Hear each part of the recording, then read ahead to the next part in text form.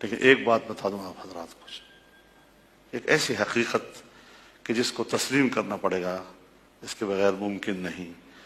جب تک آپ کا مدرسہ، آپ کی دعوت و تبلیغ، آپ کی طریقت و شریعت، اس کی پشت پر سیاسی قوت نہ ہو، آپ اپنا دفاع نہیں کر سکیں گے.